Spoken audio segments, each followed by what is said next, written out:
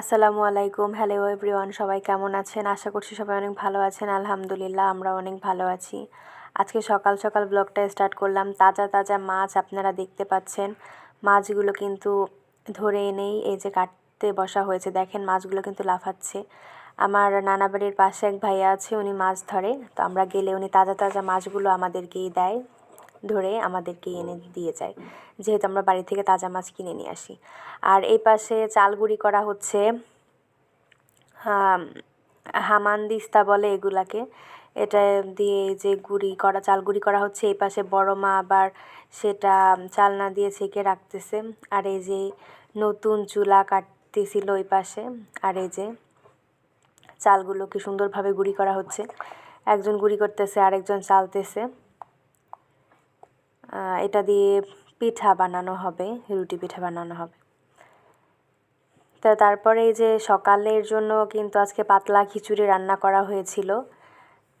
এই যে পাতিল ভরে পাতলা খিচুড়ি রান্না করা হয়েছিল, আর সাথে ভর্তা ছিল।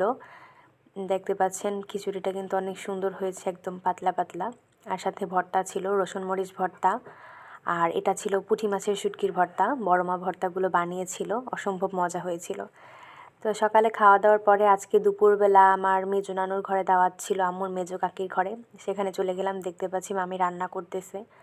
এক চুলায় ভাত রান্না করতেছে, আরেক চুলায় গরুর মাংস রান্না করতেছে।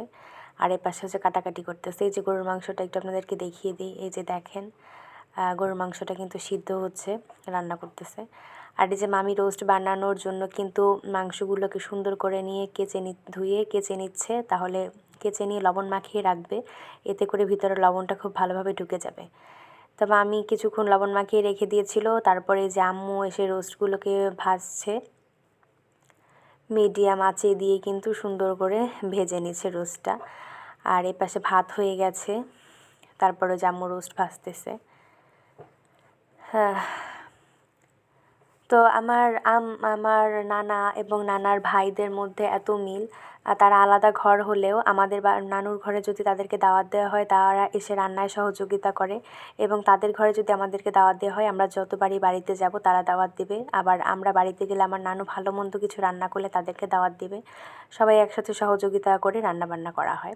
তারপরে যে চাল ধুয়ে নিয়েছে, পোলার চাল, মামি কিন্তু পোলাও বসাবে, এজন্য পেঁয়াজগুলোকে খুব সুন্দরভাবে ভেজে নিচ্ছে।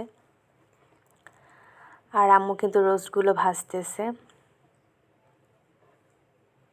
হ্যাঁ, এভাবে রান্না চলতেছে। তো সবাই সহযোগিতা করে একসাথে বসে রান্না করতেছে। আম্মুর কিন্তু রোস্ট ভাজা হয়ে গেছে। আম্মু রোস্টটা বসানোর জন্য আম্মু মশলা কষিয়ে নিচ্ছে। আর এই যে মামিও কিন্তু পোলাওর পেঁয়াজটা ভাজা হয়ে যাওয়ার পরে এখানে চাল দিয়ে দিয়েছি। সুন্দর করে পোলাওয়ের চালগুলোকে ভেজে নিচ্ছে। দুপুরবেলা ওই ঘরে খাওয়া দাওয়ার সময় আর ক্যামেরা অন করা হয়নি। এটা হচ্ছে বিকেল। বড় মা কিন্তু রুটি পিঠা বানাচ্ছে। বড় মা কিন্তু এই পিঠাটা অনেক সুন্দর বানায়, আর খেতে খুবই মজা লাগে। এই যে দেখেন কি সুন্দর করে ভাজ করে নিচ্ছে। এই যে বানানো হয়ে গেছে। অনেক সুন্দর হয় বড় মার পিঠাটা, এজন্য বড় মা, এই যে দেখেন আমি আপনাদেরকে একটা পিঠা দেখিয়ে দিচ্ছি কতটা পাতলা হয়েছে আর সুন্দর হয়েছে। বড় মা যতবারই আমার নানা বাড়ি আসে, আমরা সবাই আবদার করি যে এই পিঠাটা বানানোর জন্য।